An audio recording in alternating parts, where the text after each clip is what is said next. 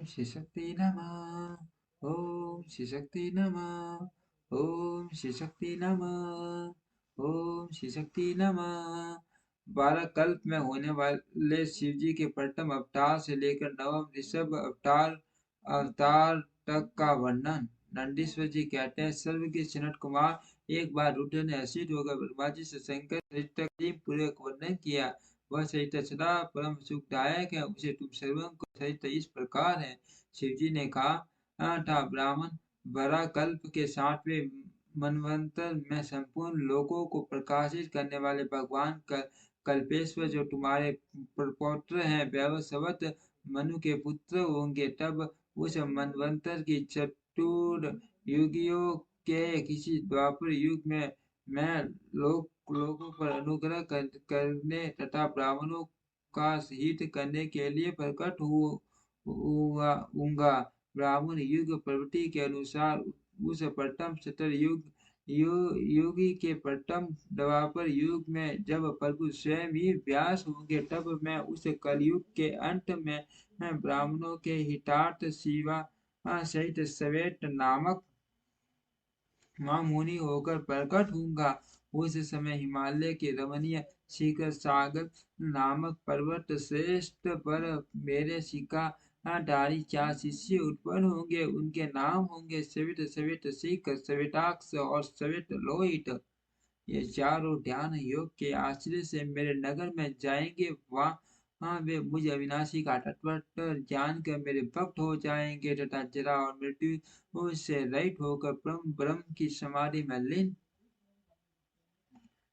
लीन रहेंगे। बस पितामह उस समय मनुष्य ध्यान के दान धर्म आदि कर्म हेतुक्त साधनों द्वारा मेरा दर्शन कर सकेंगे। दूसरे द्वापर में प्रजापति सत्य व्यास होंगे। उस समय कलयुग में सुतार नाम से उत्पन्न होऊंगा।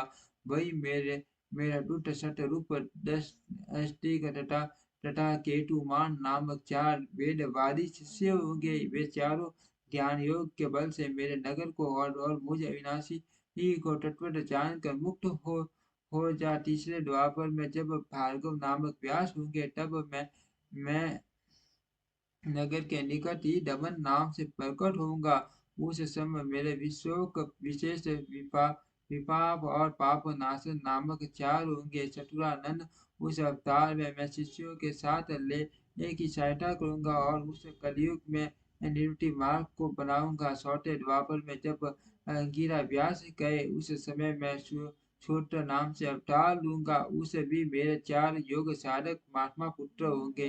ब्राह्मण उनके होंगे सुमुख दुर्मुख दुर्दम और दूरित कर्म। उस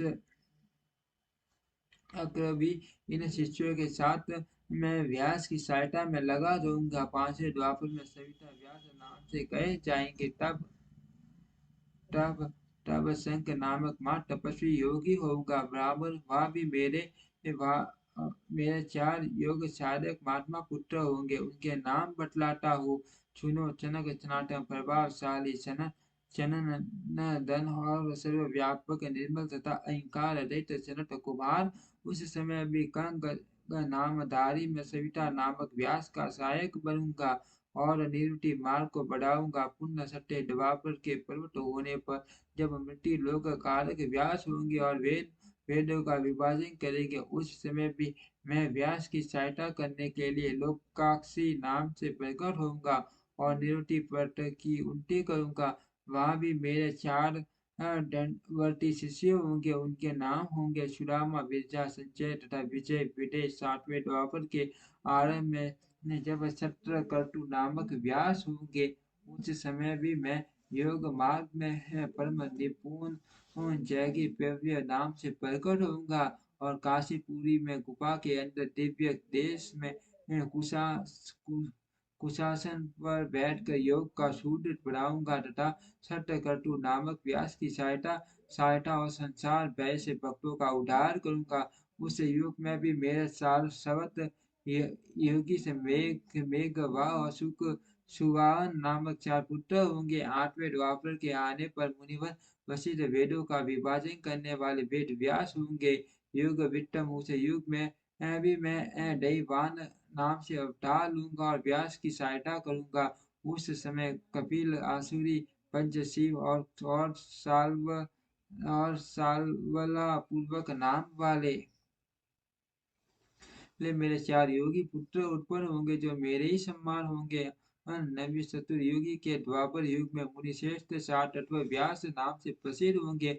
उन्हें व्यास के निवृत्ति मार्ग की वृत्ति के लिए यान करने पर मैं ऋषभ नाम से अवतार लूंगा। उस समय मैं गर्ग भार्गव तथा गिरीश नाम के 4 महायोगी मेरे शिष्य होंगे। प्रजापति उनके सहयोग से मैं योग मार्ग का सुदृढ़ बनाऊंगा।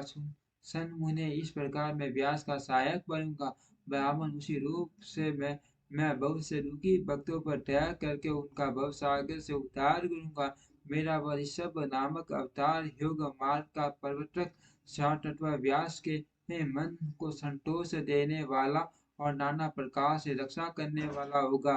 उस अवतार में मैं बदायूं नामक राजकुमार को जो विश्व दोष से मर जाने के कारण पिता द्वारा त्याग दिया जाएगा जीवन प्रदान करूंगा। तदंतर उस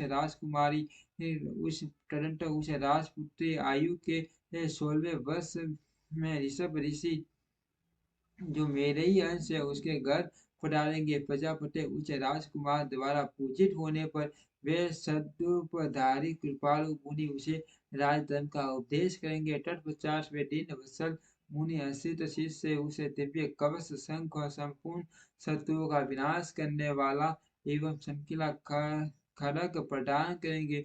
फिर कृपा पूर्वक उनके शरीर पर भस्म लगाकर उसे 12,000 हाथियों का बल भी देंगे। यो माता सहित बदायूं को बड़ी पार्टी आश्वासन देकर तथा उन दोनों द्वारा पूजित हो प्रभावशाली ऋषभ मुनि शेषा अनुसार